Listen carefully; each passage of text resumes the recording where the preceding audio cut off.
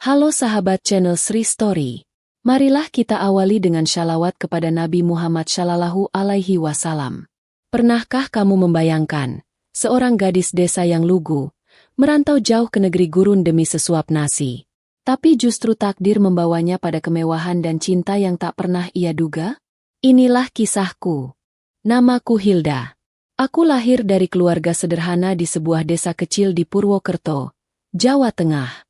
Usiaku baru 20 tahun ketika aku sadar bahwa hidup ini tak akan pernah berubah jika aku hanya duduk diam dan menunggu keajaiban datang.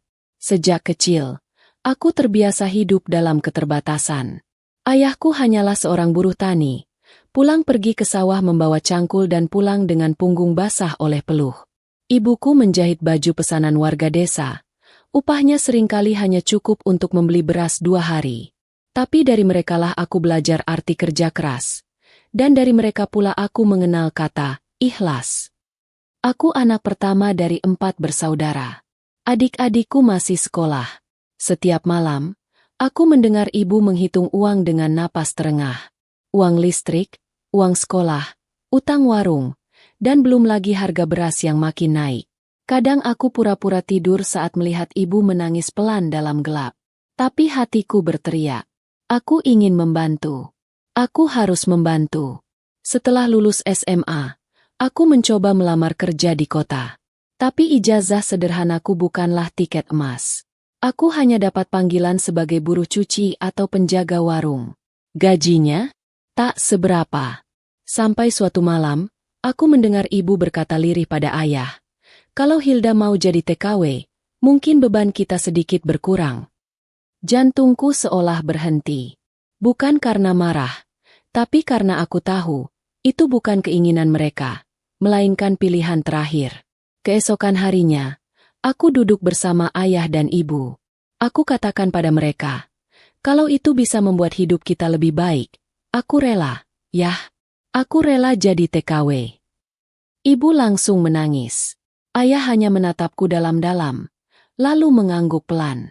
Hari itu, tanpa sadar, aku telah menulis awal dari perjalanan panjang hidupku. Sebuah perjalanan yang akan membawaku jauh, ke tanah asing penuh pasir dan panas yang menyengat. Aku belum tahu apa yang menantiku di sana. Tapi satu hal yang pasti, aku akan berangkat, demi keluarga yang kucinta. Dalam 2 minggu, aku sudah mengikuti pelatihan dasar di Semarang. Cara membersihkan rumah, menyetrika baju, memasak makanan Timur Tengah, hingga sedikit-sedikit belajar bahasa Arab. Saat malam tiba dan teman-teman lain tertidur pulas, aku duduk di pojok ranjang, menatap foto keluarga kecilku. Aku ingin cepat-cepat sampai ke sana. Bukan untuk jalan-jalan, bukan untuk liburan, tapi untuk bekerja, untuk menabung, untuk membalas semua cinta yang telah mereka beri sepanjang hidupku. Hari keberangkatan itu pun datang. Aku mengenakan kerudung sederhana dan baju panjang warna coklat. Di bandara, aku menahan air mata. Bukan karena takut, tapi karena tak ingin kulihat wajah ibuku menangis. Ia memelukku lama sekali. Lalu berbisik, "Doakan kamu selalu pulang dalam keadaan utuh." "Ya, nak." Dan saat kakiku menginjak pesawat menuju Arab Saudi, aku menatap langit dari balik jendela. Hatiku campur aduk. Ini bukan perjalanan biasa. Ini adalah awal dari hidup yang tak akan pernah sama lagi. Perjalanan itu terasa sangat panjang. Dari Semarang ke Jakarta, lalu terbang belasan jam ke Jeddah. Saat pesawat mendarat dan pintu dibuka, hawa panas langsung menyergap wajahku. Rasanya seperti pintu oven raksasa yang dibuka lebar. Aku berdiri kaku bersama puluhan perempuan lain dari berbagai pelosok Indonesia. Semua dengan wajah lelah namun penuh harap. Kami dijemput oleh petugas dari agensi lokal. Kami diminta duduk rapi. Satu-satu dipanggil sesuai nama di kontrak. Saat namaku disebut, aku langsung berdiri, menyerahkan semua dokumen dengan tangan gemetar. Aku akan bekerja di pinggiran Riyadh, di sebuah pabrik pengolahan kurma milik keluarga pengusaha lokal. Katanya, mereka orang baik.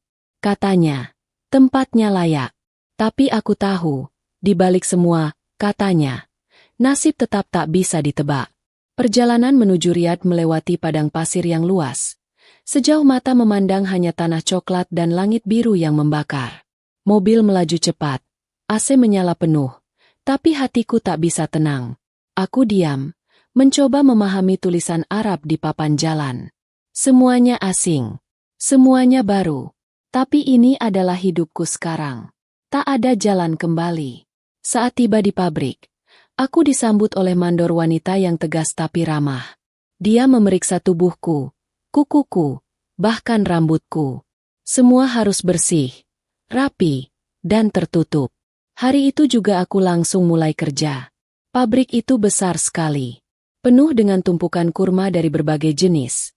Ada yang merah gelap, coklat terang, hingga kehitaman seperti madu. Aromanya manis menusuk hidung. Tugas pertamaku adalah memilah kurma busuk dari yang layak ekspor. Tanganku cepat lecet. Kakiku pegal berdiri seharian. Tapi aku tak pernah mengeluh. Di setiap tetes keringatku, aku bayangkan wajah ibu. Bayangkan rumah reot kami yang bocor kalau hujan. Bayangkan adik-adikku yang butuh uang buku. Malam hari, tubuhku lunglai di ranjang sempit. Tapi sebelum tidur, aku selalu membuka dompet kecil. Di dalamnya ada foto keluarga dan secari kertas bertuliskan, "Hilda, kamu anak sulung yang kuat. Kami menunggumu pulang." Aku belum tahu berapa lama aku akan bertahan. Tapi aku tahu satu hal. Aku datang ke sini bukan untuk menyerah. Hari-hariku di pabrik pengolahan kurma terasa seperti roda tak berujung. Setiap pagi aku bangun sebelum adzan subuh, berwudu dengan air yang kadang sedingin es, kadang sepanas neraka, lalu bersiap mengenakan seragam kerja panjang dan masker yang menutupi hampir seluruh wajahku. Bel pulang baru terdengar saat matahari mulai turun, meninggalkan gurun yang perlahan berubah jingga. Tanganku mulai kapalan. Punggungku nyeri jika terlalu lama membungkuk. Tapi aku menahan semua itu. Gaji yang kuterima di awal bulan, meski tak seberapa untuk standar Arab, bagiku itu sudah seperti emas. Setiap rial aku sisihkan untuk dikirim ke rumah. Untuk ibu. Untuk ayah. Untuk adik-adikku. Kadang aku bahkan tak menyisakan sedikit pun untuk diriku sendiri. Pabrik tempatku bekerja bukan hanya tempat memproses kurma. Di dalamnya, ada ratusan cerita dari para buruh migran. Ada yang pernah disiksa majikan, ada yang trauma ditipu agen. Tapi kami semua punya satu kesamaan, sama-sama bertahan, sama-sama menggenggam doa. Lalu, hari itu datang, hari yang tak akan pernah kulupa. Seorang pria Arab datang bersama 2 pengawal, berjalan menyusuri lorong produksi. Dia tampan, berwibawa, dan jelas bukan sembarang orang. Semua pekerja menunduk saat dia lewat. Tapi entah kenapa, saat matanya bertemu denganku, langkahnya melambat. Aku pura-pura sibuk memilah kurma. Tapi jantungku berdebar tak karuan. Setelah beberapa detik, dia pergi tanpa berkata apapun. Tapi sejak saat itu, aku merasa dia memperhatikanku. Keesokan harinya, dia datang lagi. Kali ini dia berbicara dengan mandor. Dan si mandor, perempuan keras yang tak pernah tersenyum, tiba-tiba memanggilku dan menyuruhku pindah ke bagian pengepakan, bagian yang lebih ringan dan lebih nyaman. Hatiku bertanya-tanya, apa maksud semua ini? Seminggu kemudian, aku dipanggil ke ruang kantor utama. Di sana, pria itu duduk menatapku dengan senyum ramah. Dia mengenalkan diri sebagai Khalid, pemilik pabrik.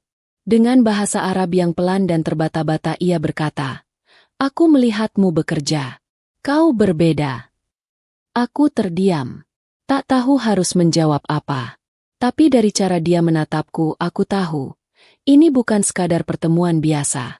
Dan sejak hari itu, takdirku mulai bergerak pelan-pelan, tapi pasti, menuju sesuatu yang tak pernah terlintas dalam mimpiku sekalipun.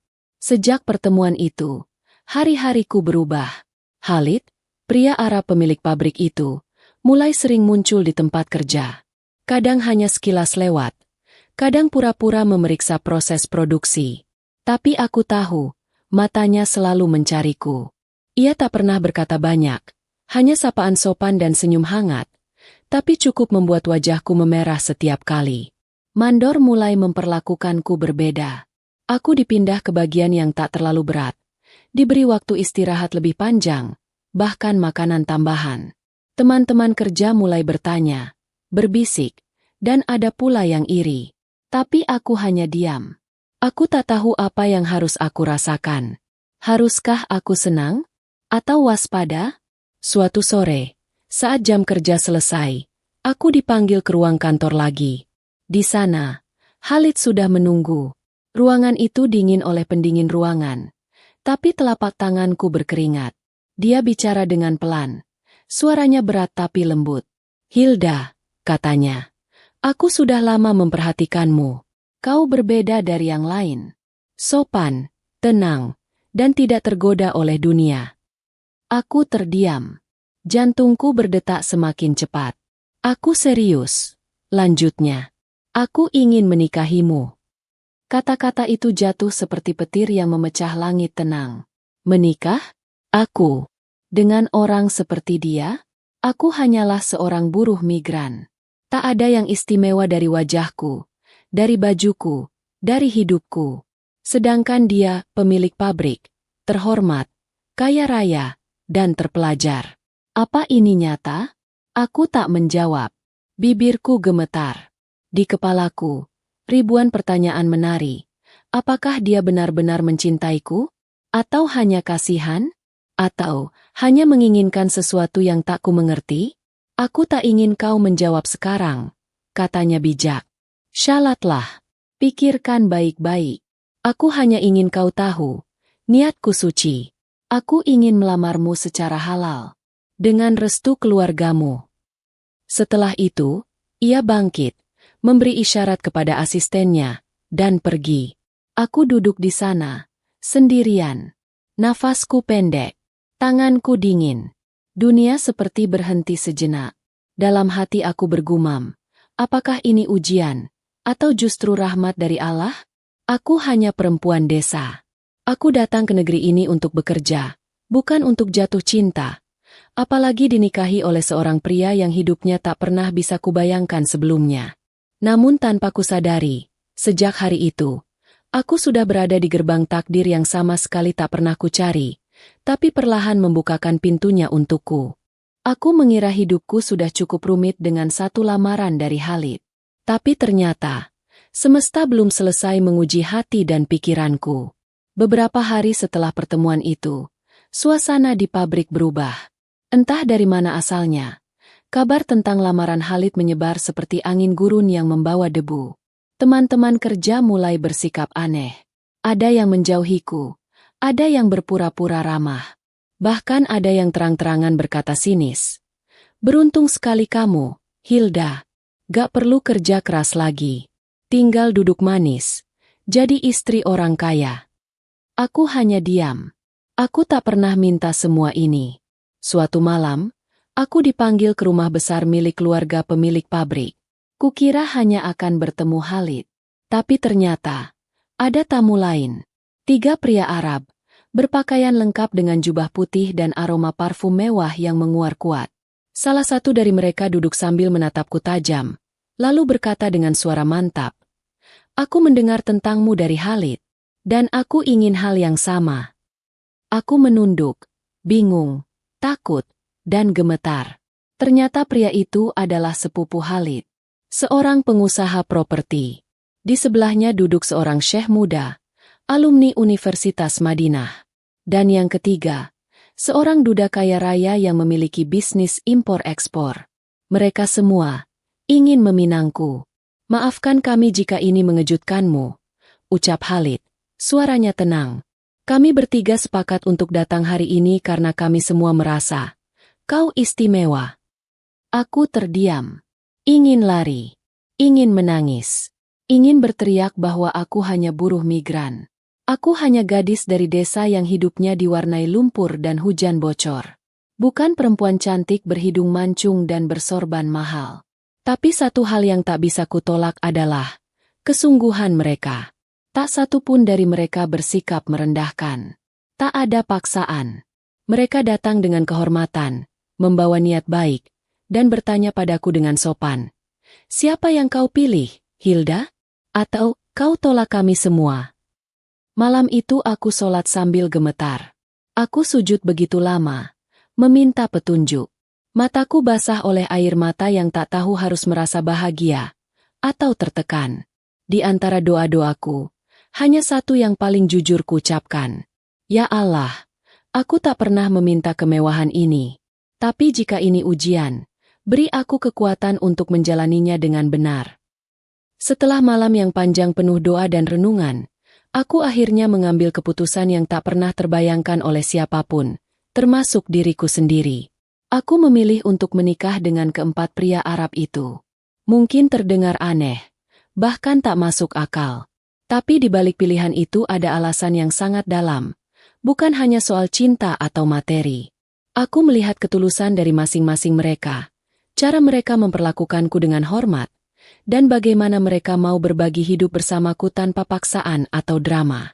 Khalid, pemilik pabrik tempat aku bekerja, adalah pria yang sabar dan bijaksana. Sepupunya, pengusaha properti, adalah sosok yang ramah dan penuh perhatian. Syekh muda alumni Madinah memberi kedamaian lewat nasihat dan doa-doanya.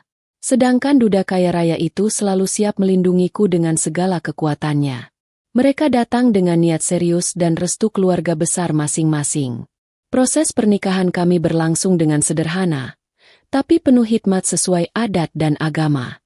Hari itu aku mengenakan baju pengantin warna putih, bukan sebagai perempuan desa biasa, tapi sebagai wanita yang berani melangkah ke dunia baru, dunia yang penuh warna, tantangan, dan harapan. Awalnya aku takut. Bagaimana jika masyarakat menilaiku aneh? Bagaimana dengan keluargaku di Purwokerto? Tapi aku tahu, aku melakukan ini demi masa depan yang lebih baik, bukan hanya untuk diriku, tapi untuk keluargaku yang kutinggalkan jauh di sana. Kini, hidupku berubah total. Aku bukan lagi hanya seorang TKW yang bekerja keras di pabrik pengolahan kurma. Aku juga istri dari 4 pria Arab kaya raya yang menyayangiku dengan tulus. Tentu saja, tantangan datang silih berganti. Mengelola hubungan, menghadapi prasangka, dan menjaga hati agar tetap kuat bukan hal mudah. Tapi aku percaya, dengan keikhlasan dan doa, semua akan bisa kutempuh. Ini bukan kisah tentang kemewahan semata, tapi tentang bagaimana seorang perempuan sederhana dari Purwokerto bisa menemukan jalan tak terduga di negeri asing. Jalan yang menguji kesabaran, keberanian, dan keyakinan. Aku Hilda. Aku bangga dengan pilihanku. Dan aku siap menjalani hidup ini dengan segala warna yang ada. Tak ada yang bisa mempersiapkanku untuk hidup sebagai istri dari 4 pria. Dalam buku, dalam cerita orang, bahkan dalam mimpi paling aneh pun, aku tak pernah membayangkan akan berada dalam situasi ini. Tapi inilah kenyataanku sekarang. Mereka tinggal di rumah-rumah yang berbeda, di kota yang sama. Semua serba mewah. Ada supir pribadi, pembantu, bahkan pengawal. Namun meski aku dikelilingi kemewahan, hatiku tetap waspada. Aku tahu ini bukan dongeng. Ini adalah hidup nyata, dan aku harus menjalaninya dengan penuh kehati-hatian. Kami sepakat, aku akan membagi waktu. Setiap minggu, aku tinggal bergantian di rumah masing-masing suami. Khalid yang pertama kali melamarku, dia memberiku rumah khusus. Tenang, luas, penuh bunga di halamannya. Di sana aku bisa sendiri, beristirahat, atau menerima siapapun yang ingin menemuiku. Sesuai jadwal yang sudah kami sepakati bersama. Yang mengejutkan, mereka bukan hanya saling menghormati, tapi juga saling menjaga agar tidak ada yang merasa lebih utama. Pernikahan kami bukan pernikahan biasa. Ada ikatan keikhlasan yang terasa kuat, seolah semua sudah digariskan oleh takdir. Namun tak semua hari berjalan mulus. Ada hari di mana aku merasa bersalah. Hari di mana aku menangis diam-diam, merasa tak adil pada salah satu dari mereka. Ada rasa takut menyakiti hati yang tulus. Takut tak mampu membagi cinta secara jujur. Tapi mereka selalu menenangkanku. Berkali-kali mereka berkata, "Kami tahu ini sulit untukmu, tapi kami tak ingin melihatmu menderita. Kami ingin kamu bahagia. Dan kami rela saling berbagi asalkan itu membahagiakanmu." Di saat aku ragu akan nilai diriku sendiri, mereka membuatku merasa berharga. Aku tetap kirim uang ke kampung. Ibu dan ayah tak pernah tahu seutuhnya apa yang terjadi di sini. Mereka hanya tahu aku menikah dengan pria baik yang mencintaiku. Mereka bangga. Rumah kami diperbaiki, adik-adikku kembali sekolah, dan nama keluargaku mulai disebut-sebut di desa. Sebagai bukti bahwa anak perempuan dari tanah sederhana pun bisa mengubah nasib. Malam-malamku tak selalu dihiasi cahaya lilin dan lantunan puisi, tapi lebih banyak diisi doa dan bisikan harapan agar semuanya tetap seimbang. Aku tahu banyak orang mungkin mencibir jika tahu kisahku yang sebenarnya. Tapi aku tak hidup untuk menyenangkan semua orang. Aku hidup untuk menjaga cinta, kehormatan, dan janji kepada empat hati yang telah memilihku dalam takdir yang tak biasa ini. Aku selalu tahu bahwa hidup ini tak bisa disembunyikan selamanya. Seperti pasir gurun yang terus bergeser tertiup angin, kebenaran pun akhirnya muncul dari balik tirai. Hari itu, langit di atas riat cerah seperti biasa. Aku baru saja selesai memasak hidangan kesukaan Khalid ketika ponselku bergetar. Sebuah pesan dari kampung masuk. Dari Rina, tetanggaku di Purwokerto yang juga sahabat sejak kecil. Hilda, ini benar kamu. Lalu dikirimnya tautan sebuah video pendek, berjudul, Gadis Indonesia menikah dengan 4 pria Arab kaya. Dan wajahku terpampang jelas di thumbnailnya. Jantungku seperti berhenti berdetak. Tanganku gemetar. Aku klik video itu. Isinya adalah potongan-potongan foto dan video dari pernikahan kami, yang direkam oleh pihak keluarga besar Khalid dan tanpa sengaja tersebar ke media sosial oleh keponakan salah satu suamiku. Video itu viral. Komentar-komentar membanjiri. Ada yang takjub, ada yang mencibir, tak sedikit yang memfitnah. Aku langsung menelepon rumah. Suara ibu terdengar kacau, gemetar. Hilda, ini semua benar? Kamu menikah dengan 4 orang sekaligus. Suara ibu seperti pisau menembus hatiku. Tangisku pecah seketika. Ibu, dengarkan aku dulu.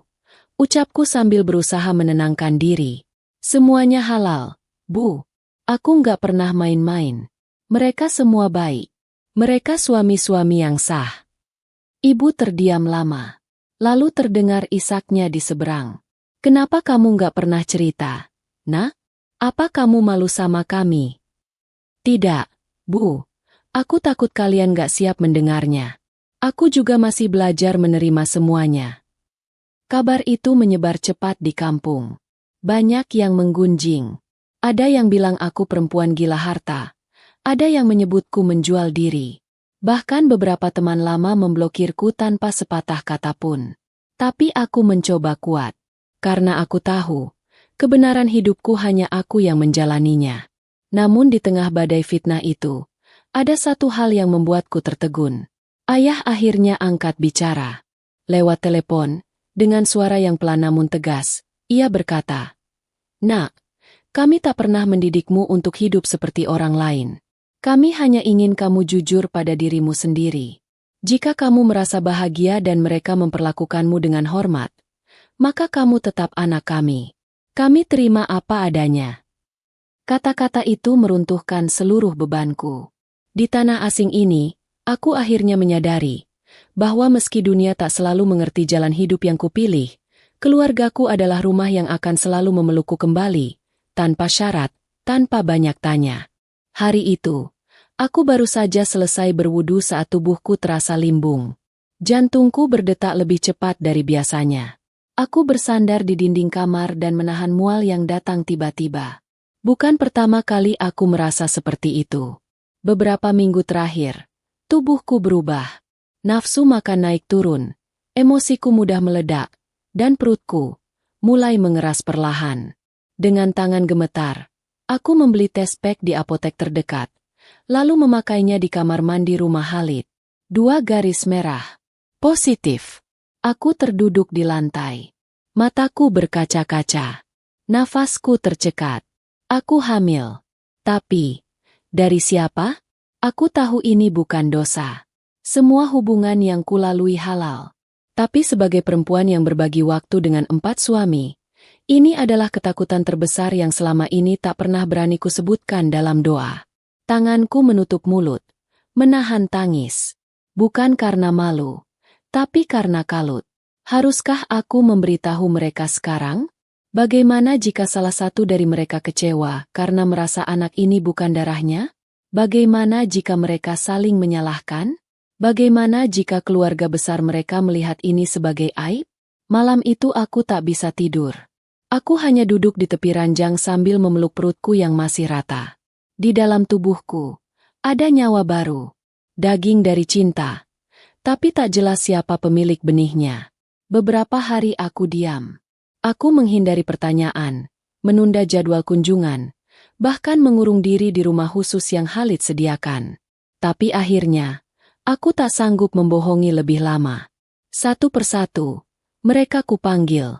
Kami duduk bersama, di ruang tamu yang sunyi. Tak ada makanan, tak ada senyum. Aku menunduk dan berkata dengan lirih, "Aku hamil." Semua terdiam. Bahkan suara detak jam di dinding terdengar seperti guntur. "Berapa minggu?" tanya Khalid tenang. 7. Jawabku pelan. Tak satu pun dari mereka menunjukkan kemarahan. Tapi aku tahu, di dalam hati mereka pasti ada keraguan. Dan luka. "Kita bisa tes DNA nanti setelah bayi lahir," ucap Syekh muda dengan lembut. Tapi bagiku, siapapun ayahnya, itu tetap anak yang mulia. Yang lainnya mengangguk. "Kami tidak memintamu memilih," kata duda pemilik bisnis ekspor. "Kami sudah tahu risiko ini sejak awal. Anak ini bukan milik salah satu dari kami. Anak ini milik kita semua." Aku tak mampu menahan air mata. Untuk pertama kalinya dalam hidupku, aku merasa dikuatkan bukan karena siapa aku, tapi karena mereka benar-benar menerima takdir bersamaku. Dalam sujud malam yang panjang, aku menangis sambil berbisik, "Ya Allah, Engkau berikan ujian yang tak biasa. Tapi Kau juga kirimkan pelindung di tiap langkahku. Bimbing aku menjadi ibu, yang bisa menjaga cahaya kecil ini dengan seluruh cinta yang kupunya." Hari-hari menjelang kelahiran anakku adalah hari-hari penuh doa, air mata, dan pengharapan. Meski tubuhku lemah dan emosiku rapuh, aku dikelilingi oleh cinta yang menguatkan. Keempat suamiku, yang dulunya asing satu sama lain, kini seperti saudara. Mereka bergiliran menemaniku kontrol ke rumah sakit, membacakan doa-doa di malam hari, dan bahkan menyiapkan kamar bayi dengan penuh semangat. Saat waktu melahirkan tiba, aku dibawa ke rumah sakit paling baik di Riyadh. Di ruang bersalin yang dingin dan terang, aku menahan sakit yang belum pernah kurasakan sebelumnya. Keringat dingin membasahi tubuhku. Tanganku menggenggam kuat tangan perawat, sementara keempat suamiku menunggu di luar dengan gelisah. Lalu, tangisan pertama itu terdengar. Aku menangis. Bukan karena sakit, tapi karena haru. Bayiku, seorang laki-laki. Wajahnya begitu teduh. Kulitnya cerah, matanya tajam, dan bibir mungilnya tersenyum seperti tahu bahwa dunia ini tak seburuk yang dibayangkan. "Siapa ayahnya?" tanya seorang perawat. Aku hanya tersenyum. Mereka semua. Dan benar, tak satu pun dari mereka menuntut tes. Tak satu pun dari mereka bersaing untuk disebut ayah kandung. Mereka menggendong bayi itu secara bergiliran, memeluknya dengan bangga, dan memberinya nama Nuruddin, cahaya agama. Anak itu bukan hanya buah dari cinta, tapi juga simbol dari kasih, pengorbanan, dan kebesaran hati. Beberapa bulan setelah kelahiran Nuruddin, aku pulang ke Indonesia. Kali ini bukan sebagai TKW, tapi sebagai seorang ibu, istri, dan perempuan yang pernah menaklukkan badai di tanah gurun. Kampungku menyambutku dengan hangat. Fitnah perlahan berubah jadi kagum, cibiran menjadi doa. Kami membangun rumah baru untuk ibu dan ayah. Adik-adikku semua kuliah. Dan aku membuka yayasan kecil untuk para perempuan yang ingin bekerja ke luar negeri dengan aman dan terhormat. Aku ingin mereka tahu bahwa takdir bisa sangat indah jika kita berani menjaga diri dan tidak menyerah. Kadang hidup membawa kita ke jalan yang tak pernah kita rancang. Tapi jika kita melangkah dengan niat baik, menjaga kehormatan, dan berserah kepada Allah, maka dari badai pun bisa tumbuh bunga. Jangan pernah meremehkan kekuatan perempuan. Dan jangan pernah takut menjadi berbeda demi kebaikan. Halo sahabat Sri Story. Terima kasih telah mengikuti kisah nyata Hilda sampai akhir. Semoga cerita ini menginspirasi kita semua untuk tidak menyerah pada keadaan, dan selalu menjaga hati serta kehormatan, dimanapun kita berada. Jangan lupa tinggalkan sholawat untuk Nabi Muhammad Shallallahu Alaihi Wasallam. Sampai jumpa di kisah nyata berikutnya. Wassalamualaikum warahmatullahi wabarakatuh.